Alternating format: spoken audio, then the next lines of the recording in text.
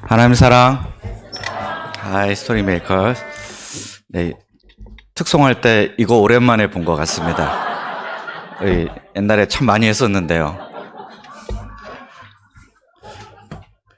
엘리사벳 선교사님까지 나오셔가지고 깜짝 놀랐습니다. 글로벌리 하나 되는 요회인 것 같습니다. 날씨가 무척 덥습니다. 어제 올해 들어서 제일 더웠다고 하는데요. 서울이 36도까지 올라갔었다고 합니다. 이렇게 더울 때는 좀 무서운 이야기를 들어야 시원하지 않습니까? 무서운 이야기 하면 빠질 수 없는 게 이제 귀신 이야기 아니겠습니까? 저희 어릴 때 제가 봤던 전설의 고향, 내 다리 내놔, 이런 이야기가 생각이 납니다. 네, 오늘 말씀도 귀신 이야기가 나옵니다. 그런데 하나도 무섭지가 않습니다. 왜냐하면 더 강한 자 예수님이 계시기 때문입니다. 네, 오늘 말씀의 제목은 더 강한 자 예수님입니다. 요절은 누가복음 11장 21절과 22절인데요. 같이 한 목소리로 읽어보겠습니다. 시작. 강한 자가 무장을 하고 자기 집을 지킬 때에는 그 소유가 안전하되 더 강한 자가 와서 그를 굴복시킬 때에는 그가 믿던 무장을 빼앗고 그의 재물을 나누느니라. 기도하겠습니다. 하나님 아버지, 시간 생명의 말씀, 진리의 말씀을 저희 가운데 충만히 허락해 주시옵소서. 이 말씀이 저희의 양식이 되고 힘이 되는 역사 이루어 주시기를 기도합니다. 예수님의 이름으로 기도합니다. 회색지대라는 말이 있습니다. 다른 말로 중간지대라고도 하고 또 제3지대라고 부르기도 합니다. 회색지대란 이것도 아니고 저것도 아닌 애매한 범위를 가리키는 표현입니다. 좋게 말하면 어느 한편에 치우치지 않은 중립이라고 말할 수 있습니다.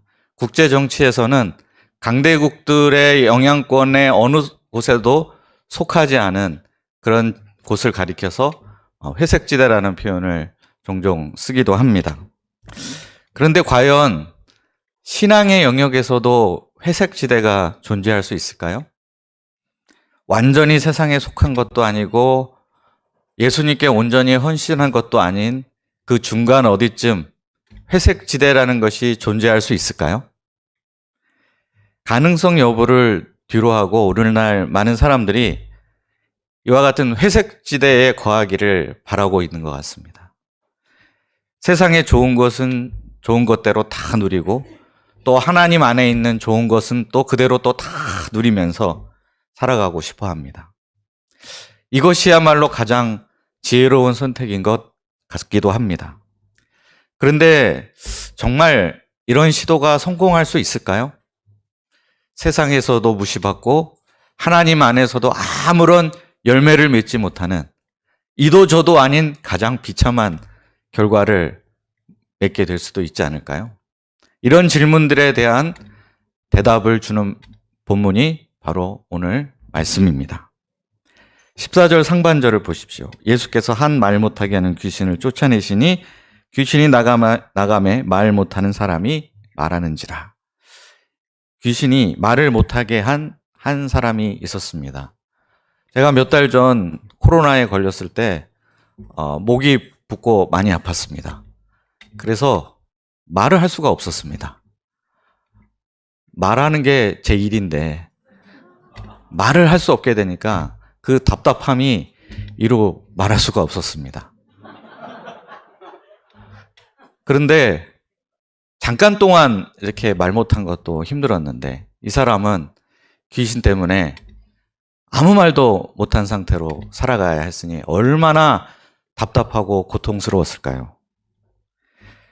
그런데 예수님께서 이런 그를 불쌍히 여겨주시고 그에게서 귀신을 쫓아내 주셨습니다. 그러자 오랫동안 막혀있던 그의 말문이 트이기 시작했습니다. 그때부터 그는 투머치 토커로 유명한 박찬호 선수보다 더 많은 말을 쏟아내기 시작했습니다. 주위에 있는 사람들이 이봐 그만해 귀에서 피가 나려고 해 이렇게 말할 정도였습니다. 이를 보는 사람들의 반응이 어떻습니까? 14절 하반절을 보십시오. 무리들이 놀랍게 여겼으나 첫 번째 반응은 놀랍게 여기는 것이었습니다. 세상에 이런 일이 외치면서 그들은 하나님께 영광을 돌렸습니다. 항상 예수님의 병 고침에는 이런 놀라는 반응이 자연스럽게 뒤따릅니다.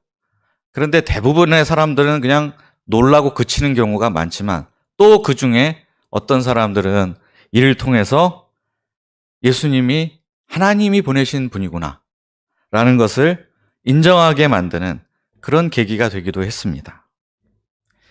그런데 이런 긍정적이고 호의적인 반응만 있었던 것은 아니었습니다. 15절을 보십시오.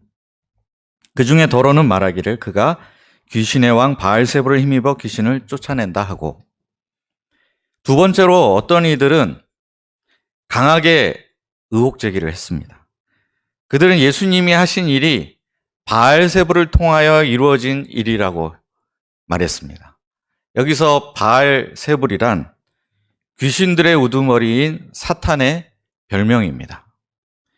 그러니 바알세불을 힘입어 예수님이 귀신을 쫓아냈다는 말은 곧 예수님이 사탄의 똘마니, 사탄의 앞잡이라는 뜻입니다.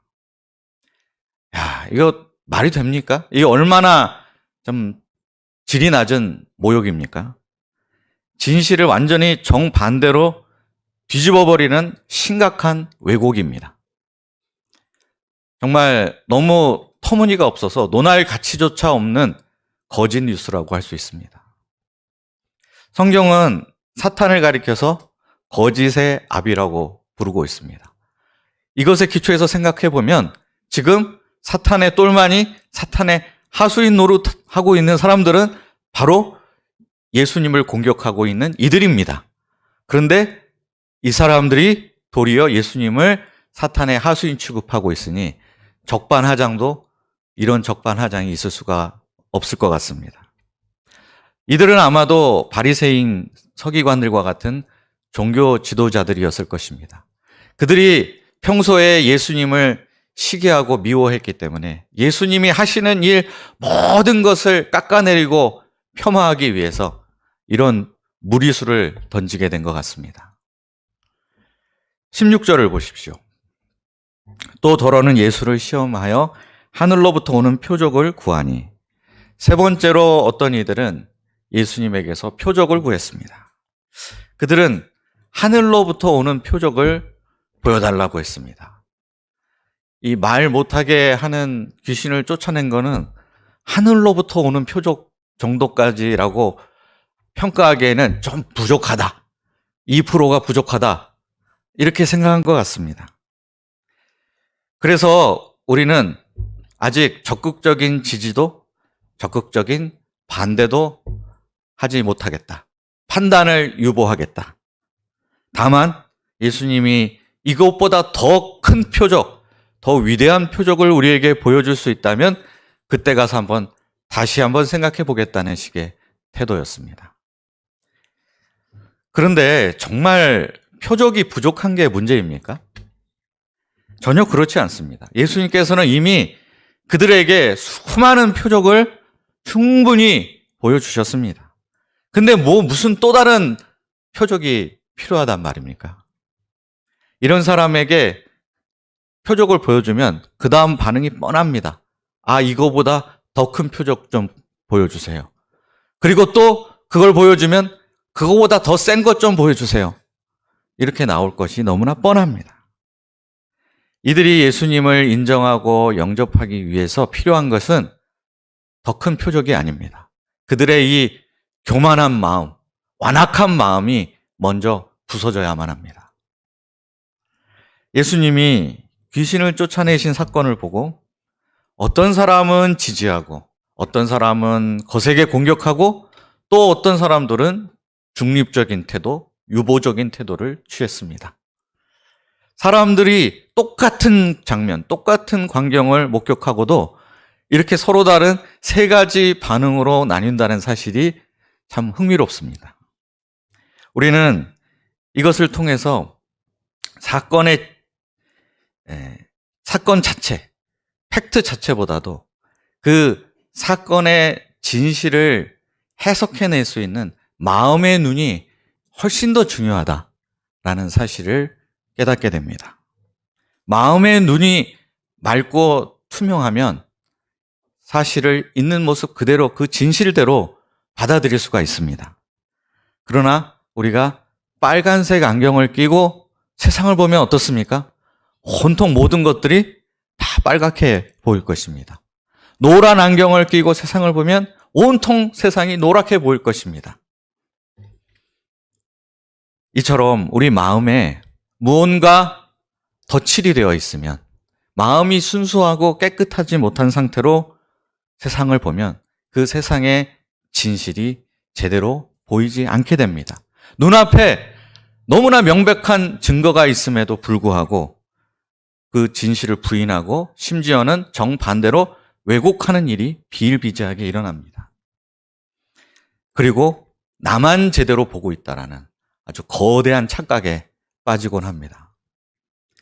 10여 년 전에 가수 타블로에 대한 학력 의혹이 제기된 적이 있습니다. 스탠포드를 나왔을 리가 없다. 가수 주제에 날라리가 쳐보이는데 무슨 스탠포드냐. 이러면서 사람들이 갑자기 의혹 제기를 하게 되었습니다. 3년이나 계속된 논쟁에서 타블로는 자신의 여권, 성적 증명서, 당시 함께 다녔던 재학생들의 증언, 마지막에는 당시 스탠포드 대학 학장의 증언까지 곁들여서 증거를 내놨습니다. 그런데 사람들이 그걸 보고서도 이건 전부 다 그가 조작해내고 만들어낸 가짜 허구라고 비난을 했습니다. 이에 대해서 타블로가 방송에 나와서 이런 말을 했던 게, 이런 절규를 했던 게 아직도 기억납니다. 못 믿는 게 아니라 안 믿는 거잖아요. 그에게 의혹을 제기했던 30여 명이 모인 카페가 있었는데 그 카페 이름이 기억나십니까? 타진요라고. 타진요가 무슨 뜻일까요? 타블로에게 진실을 요구합니다. 이걸 줄임말입니다. 그런데 정말 이름 한번 기가 막히게 잘 지은 것 같습니다. 그들은 진실을 요구하는 사람들이 아니라 진실을 반대하는 사람들, 진실을 거절하는 사람들의 모임이었습니다. 이게 남의 이야기일까요? 우리도 얼마든지 똑같은 함정, 좀 성격은 다르더라도 다른 모습의 함정에 빠질 수 있습니다. 저도 한때 인터넷을 통해서 접하게 된 음모론에 심취했던 적이 있습니다. 30대 초반이었는데요. 저는 그때 전 세계는 프리메이슨이 장악하고 있다. 그리고 정치 지도자들을 뒤에서 배후 조종하는 그림자 정부가 있고 이 그림자 정부가 모든 일을 주관하고 있다라고 확신했었습니다. 이런 시각으로 한번 보기 시작하니까 세상에서 벌어지는 모든 일들이 이 그림에 딱딱 맞아 떨어지는 것 같았습니다. 내 이럴 줄 알았다. 막 삼각형만 보면 이건 이집트의 피라미드인데 이 회사는 뒤에 프리메이슨이 배후에 있구나. 이런 생각을 하고 어디서 눈만 나타나면 이건 호루스의 눈인데 이 우상 숭배자들 하면서 뭐든지 다 그런 눈으로 보게 되었습니다. 그리고 나만 진실을 알고 있는데 내 주변 사람들은 왜 이 진실을 모르고 있는가? 이 무지몽매한 인간들을 계몽시켜야 한다. 라는 사명감에 불타오르곤 했었습니다. 그런데 나중에 제가 정신을 차리고 음모론에서 빠져나온 뒤에 이 때를 생각해 보면 참 너무 부끄러워서 좀 얼굴이 화끈거릴 지경이었습니다. 이상한 색안경을 끼고 세상을 봤던 그 모습이 얼마나 바보 같은가 하는 생각이 들었습니다. 이렇게 한번 색안경을 끼고 세상을 바라보기 시작하면 아무리 증거를 보여주고 논리적으로 반박을 하고 설득을 해도 전혀 통하지 않습니다. 이때 주변 사람들이 아주 그냥 미칠 지경입니다. 답답해서 막 이러면서 어디서부터 어떻게 말을 해야 될지 모르겠고 말을 해봤자 소용도 없으니 어떻게 해야 되느냐 하면서 막 가슴을 치며 탄식하게 됩니다. 예수님의 마음도 얼마나 답답하셨을까요? 예수님이 하나님의 아들이시고 하나님이 보내신 그리스도가 너무나 자명하고 확실한데 사람들이 믿질 않습니다. 못 믿는 것이 아니라 안 믿으려고 합니다. 아무리 많은 증거를 보여주어도 소용이 없었습니다. 게다가 이 정도를 넘어서 이제는 사탄의 앞잡이라는 정말 참기 힘든 악선전까지 받게 되셨으니까 얼마나 억울한 일입니까? 아직도 많이 부족하니까 더 센 것 좀 보여달라는 사람들의 요구 앞에서 얼마나 어처구니가 없으셨겠습니까? 만약 제가 예수님이었다면 일단 캡처를 다 한 다음에 녹음을 한 다음에 전부 다 명예훼손죄, 모욕죄로 검찰에 고발을 해서 콩밥을 먹겠을 것 같습니다. 아니면 전부 민사소송을 걸어가지고 정신적 피해에 대한 손해배상을 하라 하면서 위자료를 청구했을 것 같습니다. 요즘에 이런 것을 가리켜서 금융치료라고 부른다고 합니다. 네. 민사소송을 해서 위자료를 받아서 혼을 내줘야 이게 바뀐다. 그래서 금융치료라고 부른다고 합니다. 예수님은 그러면 어떻게 하셨을까요? 예수님도 금융치료를 한번 시도해 보셨을까요? 그러나 예수님은 그들을 끝까지 참고 설득하고자 하십니다. 예수님은 정말 마음이 온유하고 겸손하신 분이십니다. 견고하게 그들의 굳은 마음을 어떻게든지 풀어주시기 위해서 다음과 같이 말씀하십니다. 17절, 18절을 보십시오. 여기서 예수님께서는 먼저 귀신의 왕이 귀신을 내어 쫓는 일은 있을 수 없다라고 말씀하십니다. 오늘날 지구상에서 가장 답이 없는 나라, 와, 노답이다 하는 나라를 하나를 꼽으라면 어딜까요? 북한. 네, 그럴 수 있습니다. 근데 북한보다 더 막장인 나라가 있는 것 같습니다.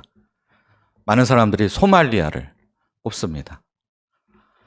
왜 그러면 소말리아가 이런 상태까지 오게 됐을까요? 수십 년째 내전을 벌이고 있기 때문입니다. 이 내전 때문에 나라가 정말 나라권이 아니고 그 나라 국민들은 비참한 상황 가운데 있습니다. 왜 집안이 콩가루 집안이 될까요?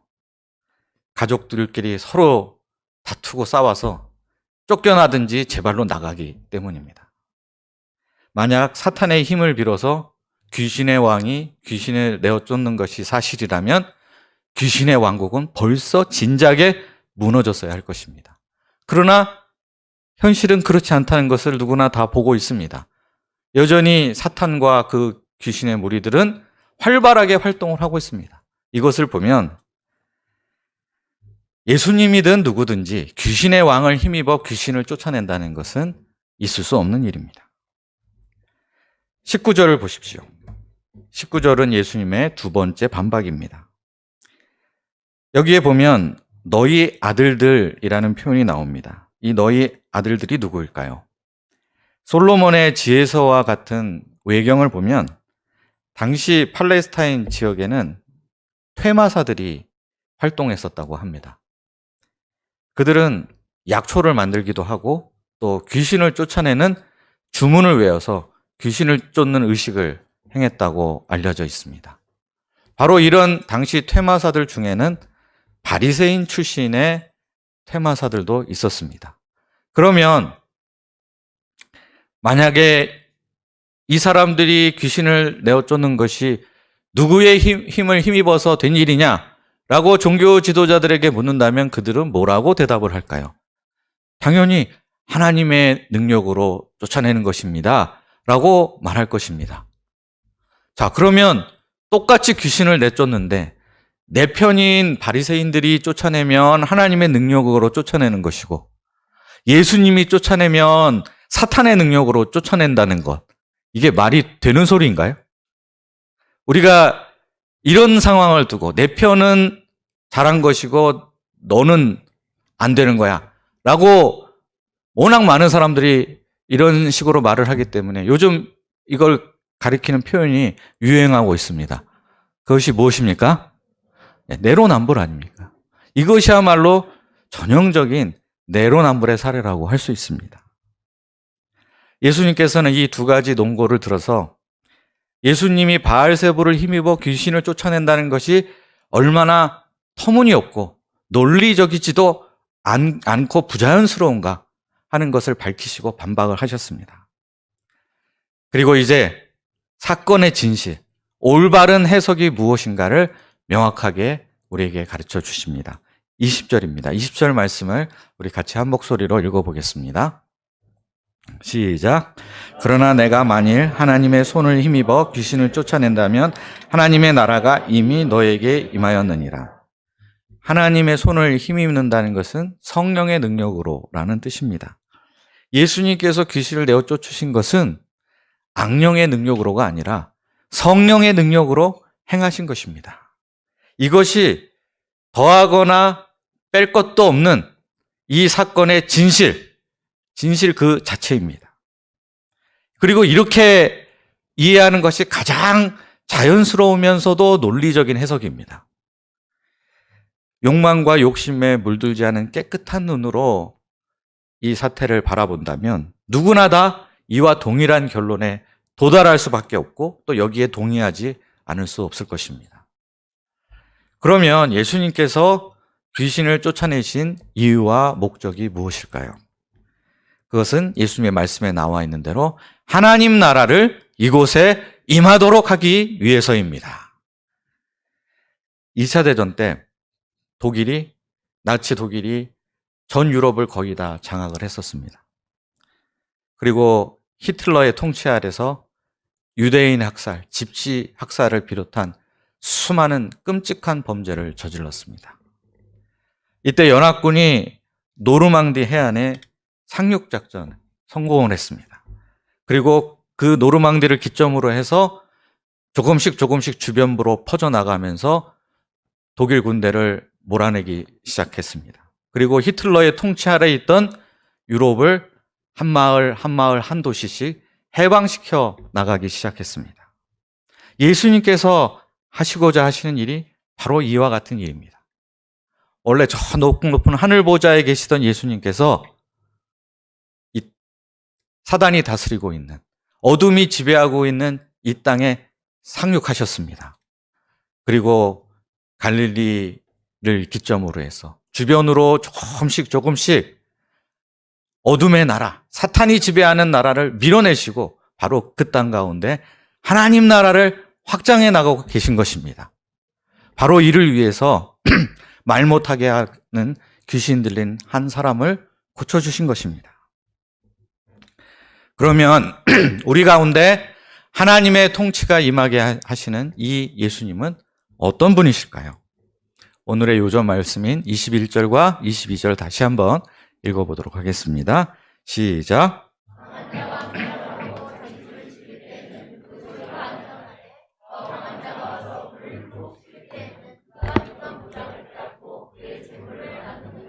네, 감사합니다. 이 예수님의 비유는 전쟁 상황을 배경으로 하고 있습니다. 여기서 강한 자는 사탄, 그 소유는 사탄에게 지배당하고 있는 인생들을 가리킵니다. 사탄의 특징이 무엇입니까? 사탄은 자기 소유에 대한 집착이 매우 강하다는 것입니다. 어느 정도 강합니까? 무장을 하고 지킬 정도로 강한 소유욕과 집착을 가지고 있습니다. 그래서 절대 사탄이 순순히 호락호락 자기가 사로잡고 있는 영혼을 내어주지 않습니다. 그래서 그에게 사로잡힌 자가 자기의 힘으로 사탄의 소나기에서 빠져나갈 수 있는 방법이 없습니다. 그러면 어떻게 해야 사탄의 지배로부터, 악령의 지배로부터 벗어날 수 있을까요? 방법은 딱 하나밖에 없습니다. 더 강한 자가 와서 사탄을 굴복시킬 때, 그때에만 가능합니다. 그러면 그 더 강한 자가 누구십니까? 예, 바로 예수님이십니다.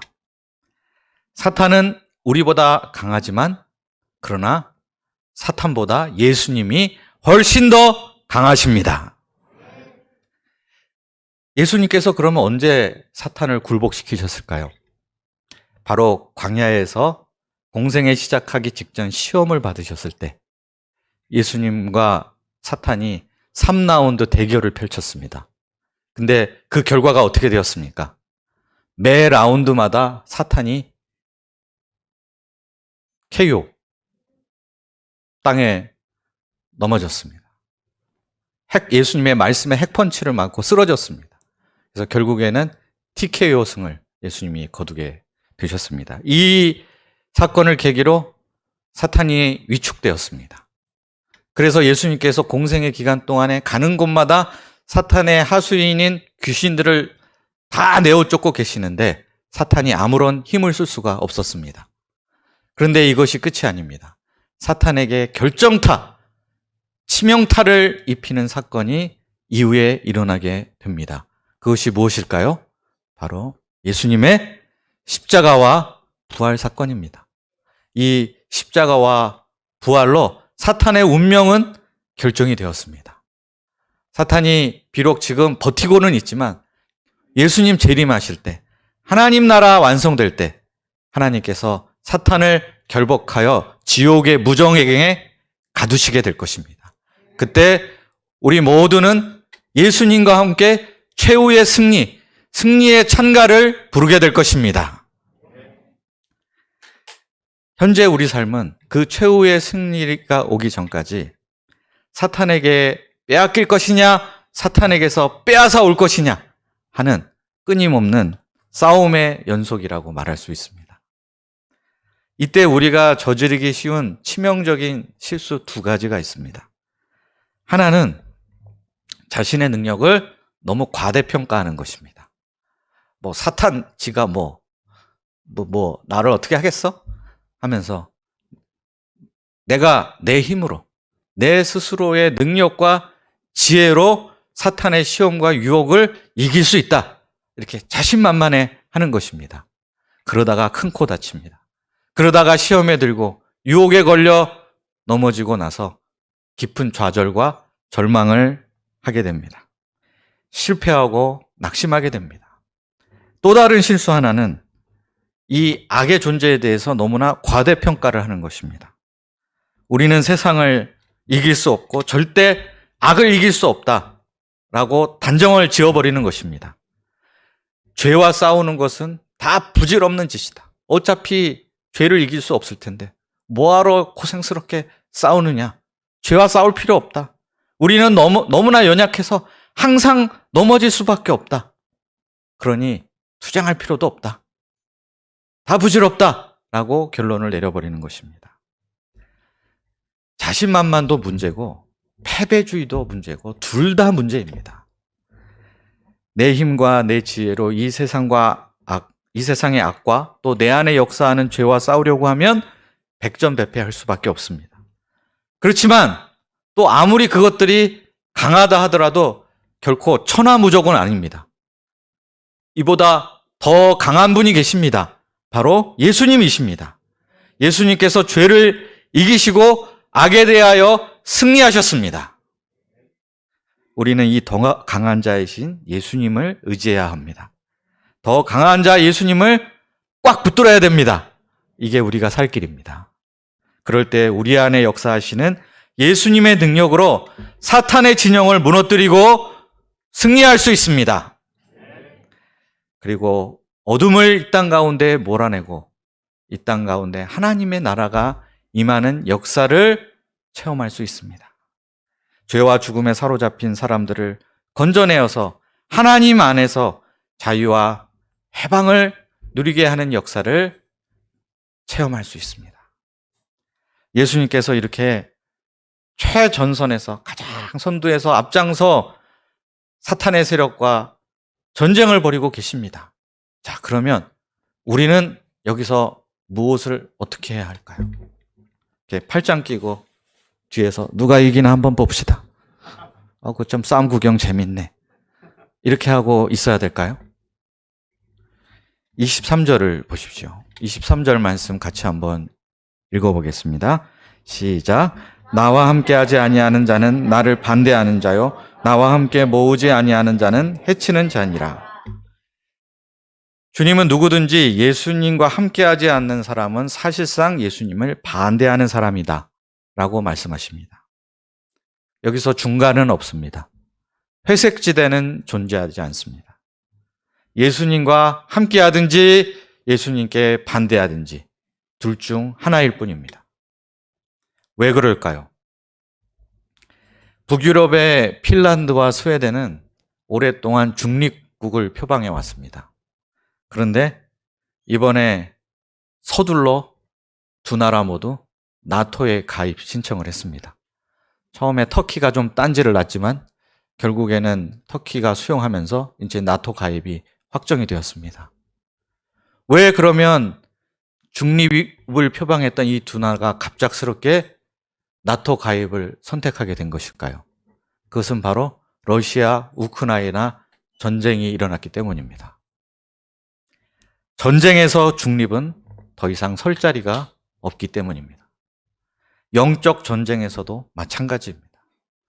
예수님과 함께 싸우지 않는다면 그것은 곧 예수님의 진영을 약화시키는 결과를 초래하는 것입니다. 이것은 결과적으로 반대편인 사탄을 이롭게 하는 행위입니다. 사탄의 승리, 악의 승리를 우리가 원치 않는다면 우리는 분명하게 그리고 단호하게 예수님 편에 서서 예수님과 함께 싸워야 하겠습니다. 교회를 가리켜서 흔히 하나님 나라의 전초기지라고 부릅니다. 이 전초기지라는 말이 군대에서 나온 용어입니다. 전선의 맨 앞에 이 하나님 나라와 사탄의 나라와의 전쟁의 맨 앞에 교회가 있다는 것입니다. 이 땅 가운데 사탄의 제국을 무너뜨리고 하나님 나라를 확장하기 위해서 세우신 기관이 바로 교회입니다. 그런데 이 일이 저절로 되는 것은 아닙니다. 사탄이 손쉽게 순순히 자기 영역을 내어줄 리가 없기 때문에 사탄에게 사로잡힌 영혼들을 우리가 빼내오기 위해서는 치열한 싸움, 영적 전쟁이 필요합니다. 그래서 기독교 강요에서 존 칼빈이 교회를 가리켜서 이 땅의 교회는 전투하는 교회입니다. 라고 성격 규정을 했습니다. 우리는 전투하는 교회의 일원들입니다. 우리는 가정과 학교와 직장과 사회에서 하나님 나라를 확장하기 위해서 눈에 보이지 않는 치열한 전투를 지금 현재도 벌이고 있습니다. 전도와 선교, 이것은 물론이요. 예배와 양육, 그리고 곧 있게 되는 여름 수양회까지 이 모든 것들이 사탄의 지배하에 있을 것이냐 아니면 하나님의 통치를 받을 것이냐 하는 이 영적 전쟁의 일환이라고 말할 수 있습니다. 주님은 여기에서 우리에게 너는 어느 편에 설 것인가를 확고하게 정하라. 확고한 스탠스를 취하라고 말씀하십니다. 무관심층, 방관자, 회색지대, 기계적인 중립에 서려 하는 것은 설령 그것이 고의가 아니라 할지라도 결과적으로 사탄에게 도움을 주는 일입니다. 남은 선택지는 단 하나밖에 없습니다. 적극적으로 우리가 예수님 편에 서야 되겠습니다. 예수님과 함께 일하고 함께 모으는 사람이 되어야겠습니다. 그렇다고 해서 무슨 꼭 거창한 것만 생각할 필요가 없습니다. 전쟁에서 이기려면 맨 앞에서 소총을 들고 적진으로 돌격하는 사람도 필요하지만 그런 사람만 있다고 해서 전쟁에서 승리하는 것은 아닙니다.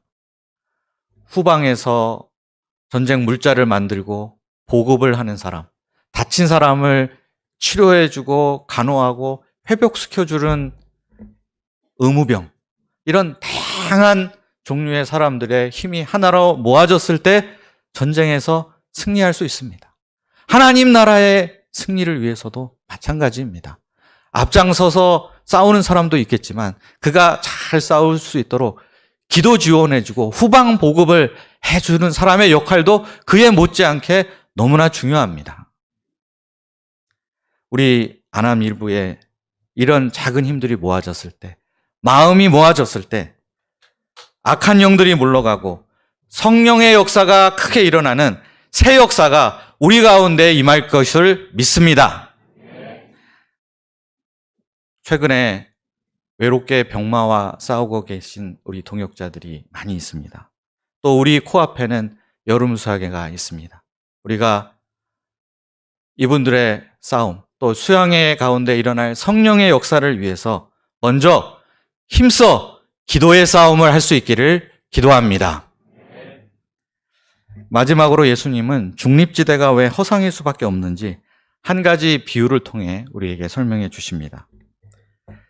24절부터 26절까지 내용을 보시기 바랍니다. 더러운 귀신이 사람에게서 나갔을 때 물 없는 곳으로 다니게 되었습니다. 물 없는 곳이란 물 없는 곳, 그야말로 물이 하나도 없는 사막을 가리키는 표현입니다. 거기에 귀신이 쫓겨가 나갔는데 가서 보니 자신이 기생할 만한 숙주를 도무지 찾을 수가 없었습니다. 그러자 혹시나 하는 마음에 자기가 나왔던 그 집으로 다시 가봤습니다. 와서 보니 그 집이 깨끗하게 빈 상태로 있다는 것을 발견했습니다. 귀신은 옳다구나 하면서 자기 친구 7, 자기보다 더 악독한 귀신, 더 악랄한 귀신 7명을 같이 데리고 이 사람이 사는 집으로 들어와 버렸습니다. 예수님은 결과적으로 귀신 들렸던 사람의 나중 형편이 처음 형편보다 훨씬 더 심하게 되었다라고 말씀하십니다. 앞선 비유에서 예수님은 강한 자가 자기 소유를 무장하고 지키고 있다 할지라도 더 강한 자가 오면 너 끈이 이길 수 있다라고 말씀하셨습니다. 그런데 두 번째 비유에서는 한 귀신이 떠났다가 다시 돌아왔을 때, 그리고 자기가 떠난 그곳을 재점령을 하는 데 있어서 아무런 거침이 없었습니다. 아무도 그를 막을 수가 없었습니다. 힘겹게 승리를 거둬서 쫓아냈더니 이렇게 속수무책으로 다시 빼앗긴 모습을 보니 정말 허탈하다, 허무하다라는 생각이 들 정도입니다. 그러면 어떻게 하면 이 사람이 악한 귀신이 다시 돌아와서 자신을 재점령하는 사태를 예방할 수 있었을까요? 그는 어떻게 했어야 했을까요? 더 강한 분이 계속해서 그 집에 머물러 계시도록 더 강한 분과 함께 해야만 했습니다. 만약 그렇게 했다면 귀신이 혹시나 하고 왔을 때 자기보다 더 강한 예수님이 떡하니 버티고 계신 모습을 보고 에이, 안 되겠구나. 혹시나 하고 왔는데 역시나구나. 다시 사막으로 돌아갈 수밖에 없었을 것입니다. 이 사람은 더 강한 자이신 예수님 덕분에 귀신에서 노임을 받는 은혜를 체험했습니다. 그러나 안타깝게도 그 후에 계속해서 예수님을 새 주인으로 모시지 않고 자기 집을 빈집 상태로 방치했습니다. 나는 어떤 주인도 원치 않아. 아무에게도 다스림받지 않을 거야. 자유선언을 하고 계속 빈집으로 있고자 했습니다. 그러나 그가 크게 착각한 게 있습니다. 그의 집으로 몰려드는 귀신의 세력, 악령의 세력을 그 스스로의 힘으로 막아낼 힘이 전혀 없다는 사실. 그것을 그는 간과하고 말았습니다. 빈집은 환상이었고 곧이어 귀신들이 득식을 하는 귀신의 소굴로 전락하고 말았습니다. 한동안 우리 목자님들의 입에 회자되던 다음과 같은 UBF 격언이 있습니다. 중풍병자가 일어나더니 세리가 되더라. 매일 그냥 무기력하게 누워만 지내서 아무것도 못하던 중풍병자가 예수님의 은혜로 말씀의 능력으로 일어나게 됐습니다. 그러자 그 후에 그동안 힘이 없어서 하지 못했던 것들을 이제 힘이 생겼으니까 해야지 하겠다는 욕심이 들어서 세리 같은 지독한 이기주의자가 되고 탐욕의 노예가 되는 그런 경우가 생길 수 있다라는 교훈을 담은 격언입니다. 이거는 정말 망고불변의 진리인 것 같습니다. 자, 이런 비극적인 사태가 일어나지 않으려면 어떻게 해야 했을까요? 중풍병자가 일어난 후에 나 일어났으니까 끝! 이렇게 할 것이 아니라 자, 이제부터 내가 일어났으니 나에게 이와 같은 은혜를 주신 우리 주님을 섬기고 주님을 내 이 두 발로 걸어다니면서 따르는 삶을 이제부터 살아야 되겠다. 결심을 하고 그것을 실천했어야 마땅합니다. 그러면 그는 정말 예수님 안에서 아름다운 열매, 풍성한 열매를 맺는 복된 인생을 살 수 있었을 것입니다. 그러나 안타깝게도 일어선 것 자체로 만족하고 더 이상 예수님을 주님으로 모시어 살지 않았기 때문에 중풍병자에서 겨우 나음을 받았는데 세리가 되는 이런 악순환의 고리에 빠지고 만 것입니다. 우리도 마찬가지입니다. 예수님은 우리를 죄와 죽음의 권세로부터 사탄의 지배로부터 해방시켜 주셨습니다. 그러나 이것으로 끝이 아닙니다. 우리는 이제 일평생 예수님을 나의 주인으로 모시고 섬기며 사는 삶을 살아야 하겠습니다. 확실하게 예수님 편에 서서 예수님과 함께하고 예수님과 함께 싸우고 예수님과 함께 모으는 사람이 되어야겠습니다. 그러면 우리 안에 계신 예수님께서 그 예수님의 능력을 통해서 우리는 사탄을 이기는 삶, 영적 싸움에서 승리하는 삶을 살 수 있을 것입니다. 감히 예수님과 함께하는 우리를 사탄이 넘보지 못할 것입니다. 우리가 더 강한 자 예수님을 주님으로 섬기고 순종함으로 사탄의 공격으로부터 나 자신을 든든히 지킬 수 있기를 기도합니다. 더 나아가 우리가 더 강한 자이신 예수님과 함께 일함으로 이 땅의 어둠을 몰아내고 하나님 나라를 확장하는 일에 참여할 수 있기를 기도합니다. 기도하겠습니다. 살아계신 하나님 아버지, 너는 어느 편에 설 것인가?